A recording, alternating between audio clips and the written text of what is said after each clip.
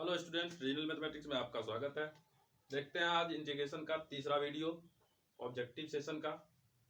तो ये है पहला क्वेश्चन, तीसरा सेशन का पहला क्वेश्चन। dx बटे 1 प्लस एक्स स्क्वायर, dx बटे 1 प्लस एक्स स्क्वायर का इंटीग्रेशन क्या होता है? तो टेन इनवर्स एक्स होता है। dx बटे 1 प्लस एक्स स्क्वायर का इंटीग्रेशन टेन इनवर्स एक्स होता है। अब इसको करेंगे, इस क्वेश्चन को 47 number question. 1 by sine square x को क्या लिख सकते हैं? Cosec square x, cosec square x dx, इसमें dx छूट गया है।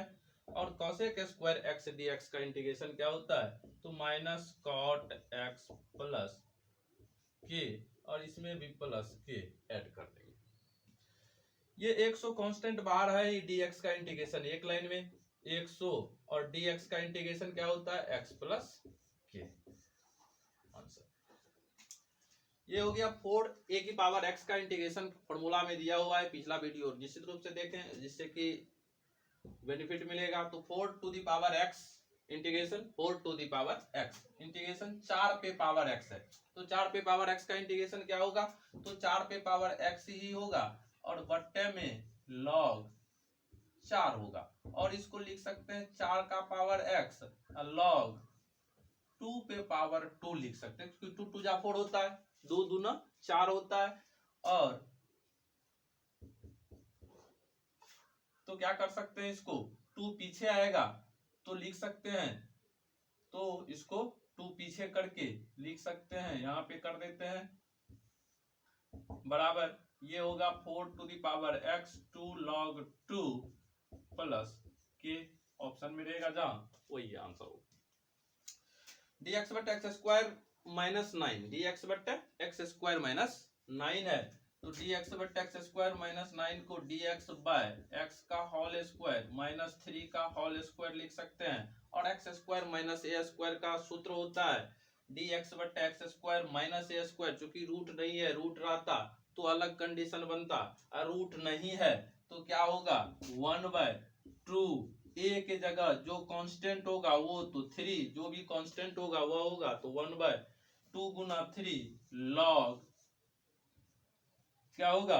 तो x पहले वेरिएबल और बाद में कांस्टेंट, तो ऊपर माइनस और नीचे प्लस, यानी कि x माइनस 3 बटे x प्लस 3 प्लस के आंसर होगा। सब फॉर्मूला बताया गया है। निश्चित रूप से पीछे का जो भी फॉर्मूला सेशन का वीडियो है निश्चित रूप से देखें, सभी क्वेश्चन में बेनिफिट मिलेगा। जो भी क्वेश्चन इंटीग्रेशन का ऑब्जेक्टिव टाइप होगा, डिफरेंशिएशन का ऑब्जेक्टिव टाइप होगा, किसी भी क्वेश्चन में दिक्कत नहीं होगा। लेकिन पिछला वीडियो को देखें और सूत्र को थोड़ा सा रिवीजन करें। ये हो गया 51 नंबर क्वेश्चन है। dx बटे एक्स का स्क्वायर प्लस 4 का स्क्वायर। तो प्लस में है तो प्लस वाला का क्या होता है? Tan inverse. तो क्या होता है?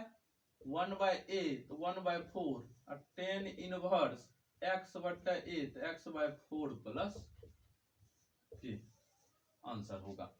अब ये डेफिनेट इंटीग्रेशन का एक क्वेश्चन है 52 नंबर। तो इसका वही अभी लिखे हैं एक्स स्क्वायर, तो यानी कि 1 इंटीग्रेशन √3, 1 से √3 है। dx बट्टे लिख सकते हैं 1 का स्क्वायर प्लस x का स्क्वायर, यानी कि ये हो जाएगा टेन इनवर्स x। यहाँ भी इस क्वेश्चन का सॉल्यूशन किए हुए हैं, तो सिर्फ इसमें क्या करना है? अपर और लोअर लिमिट लगा देना है, अपर और लोअर लिमिट लगा देना है। सबसे पहले अपर लिमिट x के जगह और उसके बाद लोअर लिमिट x के जगह, अब बीच में माइनस चिन्ह होगा, तो tan inverse √3 minus tan inverse 1, तो टेन इनवर्स √3, तो टेन इनवर्स √3 का वैल्यू हो जाएगा π/6 और इसका हो जाएगा π/4। 6 और 4 का लघुत्तम, तो 6 और 4 का लघुत्तम कितना होता है? इसको यहां से डायरेक्ट यहां ले जाते हैं और 6 और 4 का लघुत्तम हो जाएगा 12। तो 6 दूनी 12 2 पाई, 6 दूनी 12 2 पाई, और 4 सॉरी यहाँ 3 होगा, तो 3, तो 3 और 4 का भी 12 होगा, 3 चौके 12 4 पाई, और 4 तिया 12 3 पाई, यानी कि π/12 इसका आंसर होगा।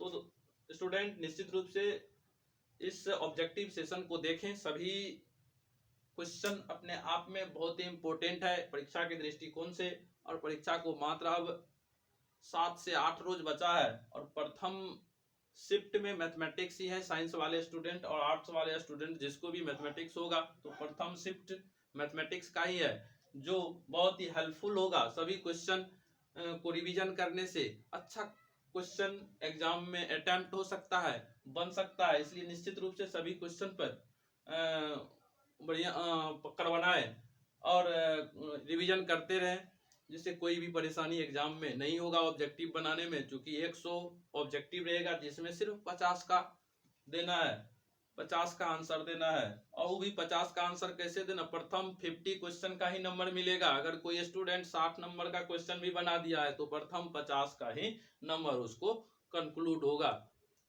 जुटेगा। तो इसलिए और क्वेश्चन देखते हैं इस सेशन में, 10 क्वेश्चन और देखते हैं। तो निश्चित रूप से इस चैनल को जो स्टूडेंट चैनल पे नए आए हैं तो चैनल को सब्सक्राइब करें, लाइक करें एंड वीडियो को अंत तक देखें, जिससे बेनिफिट मिलेगा। सभी क्वेश्चन को देखने से, मतलब सब पूरा वीडियो को देखने से जो क्वेश्चन आएगा एग्जाम के दृष्टिकोण से बहुत इंपॉर्टेंट क्वेश्चन है, तो एंड तक देखें, अंत तक देखें, जो बहुत ही हेल्पफुल साबित होगा सभी के लिए, सभी स्टूडेंट के लिए जो 12वीं के एग्जाम का प्रिपरेशन कर रहे हैं, तो उसको बहुत ही हेल्पफुल ऑब्जेक्टिव लेके आ रहे हैं। तीसरा वीडियो है ये, 2 वीडियो पहले ही डाल चुके हैं, और सभी सूत्र का भी, इंपॉर्टेंट फार्मूला का भी वीडियो डाला गया है। सबको निश्चित रूप से गुणनफल का इंटीग्रेशन होता है बाय पार्ट्स। सबसे पहले लिख देते हैं बाय पार्ट्स का रूल।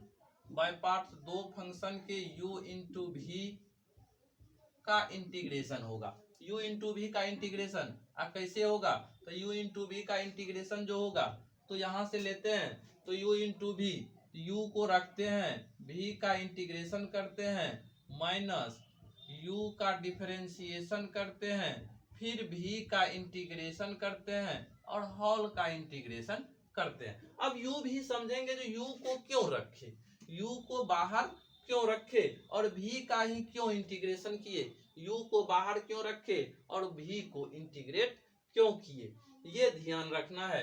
जो u को क्यों रखे और v का इंटीग्रेशन किए, और इस u का यहाँ पे क्या हो गया, डिफरेंशिएशन हो गया, तो क्यों किए, इस बात पर समझना, इस बात को समझना है। तो क्या होता है, एक इसमें दोनों में एक क्या होता है, एक जो होता है, एक यहाँ पे u जिसको रखते हैं वो फर्स्ट फंक्शन होता है, फर्स्ट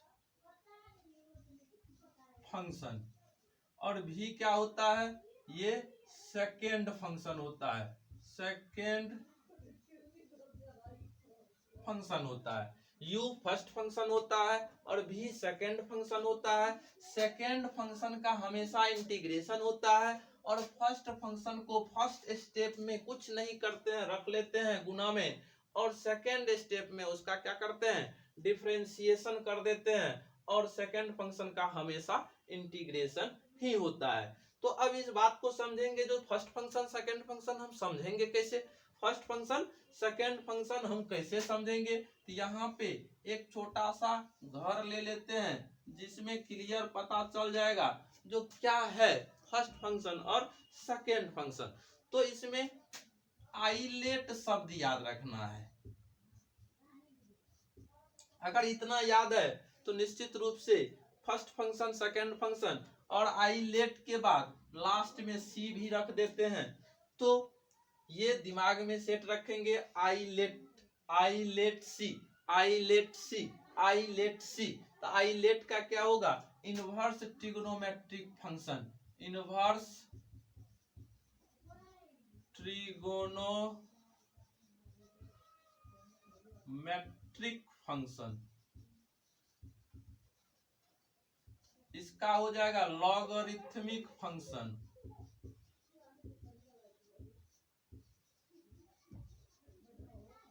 इसका एल्जेब्रिक फंक्शन,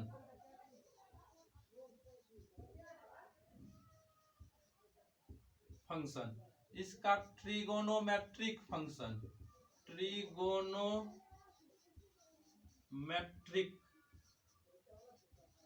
फंक्शन, इसका एक्सपोनेंशियल फंक्शन, एक्सपोनेंशियल फंक्शन, इसका कांस्टेंट फंक्शन,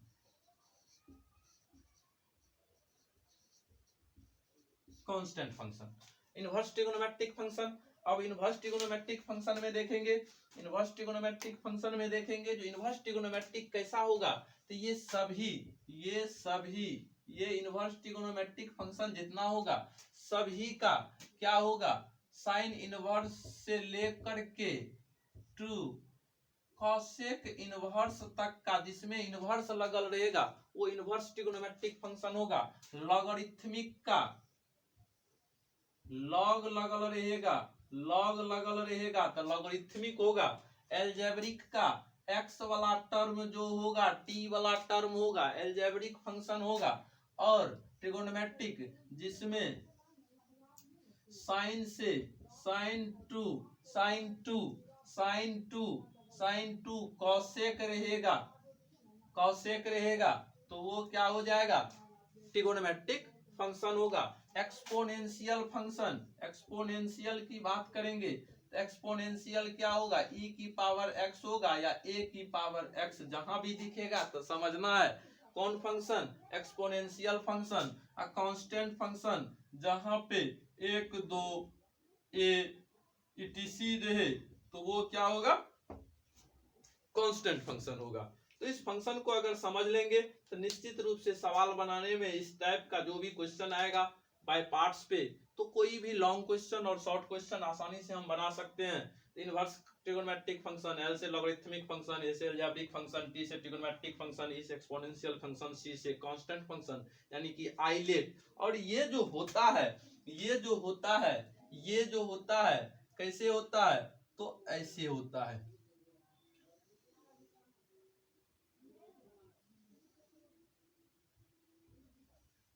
ऐसे होगा, यानी कि ऊपर से नीचे। ये तीर का चिन्ह दिखा रहा है, ये तीर का चिन्ह दिखा रहा है, ये तीर का चिन्ह क्या दिखा रहा है, ऊपर से नीचे, यानी कि सबसे बड़ा भाई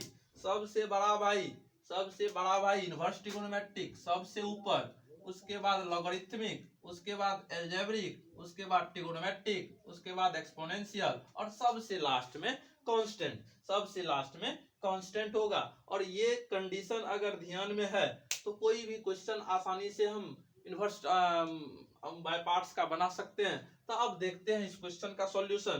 तो क्वेश्चन का सॉल्यूशन इसी सूत्र पर देखेंगे। तो देखते हैं, ये जो है e की पावर 5x है, e की पावर 5x यानी कि e की पावर x वाला है, e की पावर x वाला, यानी कि ये हो गया एक्सपोनेंशियल फंक्शन है, ये हो गया एल्जेब्रिक फंक्शन, x वाला टर्म है तो ये हो गया एल्जेब्रिक फंक्शन। तो सबसे पहले कौन बड़ा हो गया, दोनों में बड़ा भाई कौन हो गया, तो x हो गया, क्योंकि एल्जेब्रिक फंक्शन ऊपर है, एल्जेब्रिक फंक्शन यहाँ पे ऊपर है तो बड़ा भाई कौन हो गया, x हो गया, यानी कि फर्स्ट फंक्शन ये u हो गया और ये क्या हो गया, b हो गया। तो इसको बैठा देंगे यहाँ पे, तो इंटीग्रेट करेंगे फर्स्ट फंक्शन यानी कि x को रखेंगे, इंटीग्रेट करेंगे e to the power 5x dx minus differentiate करेंगे dx बटा dx e की पावर 5x dx और होल का dx, यानी कि x e की पावर 5x का इंटीग्रेट करेंगे तो सूत्र से e की पावर 5x बटा 5, क्योंकि पर पावर जितना रहता है वही होगा, x के गुणांक में जो रहेगा वो डिवीजन में भागा में चल जाएगा, माइनस ये dx बटा dx 1 हो गया और फिर ये e की पावर 5x बटा 5 dx हो गया। अब x e की पावर 5x बटा 5 माइनस इसका फिर से करेंगे तो 1/5 बाहर इंटू e की पावर 5x बटे 5 प्लस c, यानी कि इसको गुना करके डायरेक्ट लिख देते हैं e की पावर 25 होगा आंसर। अब इस क्वेश्चन को देखते हैं, ये क्वेश्चन है डेफिनेट इंटीग्रेशन का, बड़ी आसान सा क्वेश्चन है, बहुत ही आसान क्वेश्चन है। तो क्या करेंगे, x to the power n वाला फॉर्मूला से इसका इंटीग्रेट करेंगे तो x क्यूब बटे 3 हो जाएगा और 2 से 3 यानी कि 1/3 बाहर कर लेंगे और ये 3 एक बार और एक बार ये x की जगह कौन आ जाएगा, 2 आ जाएगा। तो बीच में माइनस का चिन्ह, यानी कि 3 पर पावर क्यूब माइनस 2 पर पावर क्यूब, यानी कि 1/3। ये हो गया 3 तिया 9 माइनस 2 दूनी 4, 9 में से 4 जाएगा तो 5/3 आंसर होगा। अब चलते हैं इस क्वेश्चन में। इस क्वेश्चन में भी एक कंडीशन देखना है। कंडीशन है, इसका क्या कंडीशन है, इसका दो तरीका से, बाय पार्ट्स से भी बनेगा और बाय पार्ट्स के अलावा इस क्वेश्चन को हम लोग एक ट्रिक देते हैं, उस ट्रिक के अनुसार से बना सकते हैं। जब क्या होगा, ट्रिक है e की power x f x plus f dash x, f dash x मतलब डिफरेंशिएशन, तो इसका डायरेक्ट होता है e की power x f x plus c. और एक क्वेश्चन रहना ही रहना है, एक नंबर का एक क्वेश्चन रहना ही रहना है, एक नंबर का ऑब्जेक्टिव ये रहेगा निश्चित रूप से। तो e की power x f x plus f dash x D x का डायरेक्ट e की power f x plus c होता है। तो देखेंगे इसका सॉल्यूशन, अगर देखेंगे तो क्या होगा, e की पावर, इसको मानेंगे अगर एफ एक्स, तो पुटिंग एफ एक्स बराबर अगर साइन एक्स लेते हैं, एफ एक्स बराबर साइन एक्स, तो एफ डैश एक्स यानी कि एफ एक्स का डिफरेंशिएशन क्या हो जाएगा, कॉस एक्स हो जाएगा। एफ एक्स का डिफरेंशिएशन क्या हो जाएगा, कॉस एक्स हो जाएगा। और एफ डैश एक्स बराबर कॉस एक्स, यानी कि ये हो गया एफ एक्स, ये हो गया एफ डैश एक्स, यानी कि ई की power x f x plus f dash x, e की power x f x plus f dash x क्या होता है, ई की power f x plus c होता है। यानी कि रिजल्ट हो गया ई की पावर एक्स, एफ एक्स की जगह क्या है, साइन एक्स है, तो साइन एक्स प्लस के आंसर। अब इस क्वेश्चन को देखते हैं, ये बहुत ही आसान क्वेश्चन है। तो क्या करेंगे, इसको पहले ऊपर ले जाएंगे, तो 0 से 4 x पर पावर माइनस हाफ dx हो जाएगा, और इसका इंटीग्रेट करेंगे तो माइनस हाफ प्लस 1 बटे माइनस हाफ प्लस 1, 0 से 4, यानी कि ये हो जाएगा कितना, x पे पावर हाफ बटे हाफ 0 से 4, यानी कि 2, क्योंकि उलट जाएगा तो 2 हो जाएगा, और x पे पावर 4 है, यानी कि ये पहले x के जगह फिर 0, तो 4 पे पावर हाफ माइनस 0 पे पावर हाफ, यानी कि 2 गुना, अब 4 पे पावर हाफ का मतलब 4 का वर्गमूल 2, यानी कि 2 दूनी 4 आंसर होगा। तो निश्चित रूप से ये परीक्षा के दृष्टिकोण से बहुत ही इंपॉर्टेंट टॉपिक है, इसको अंत तक देखें इस वीडियो को। और अगर कोई स्टूडेंट या कोई भी इस चैनल पे नए आए हैं, देख रहे हैं, तो निश्चित रूप से इस चैनल को सब्सक्राइब करें, लाइक करें, एंड अपने दोस्तों में, अपने ग्रुप में जहां भी हो इसे शेयर करें, जिससे अधिक से अधिक स्टूडेंट को इसका बेनिफिट मिले। और इसी के साथ धन्यवाद।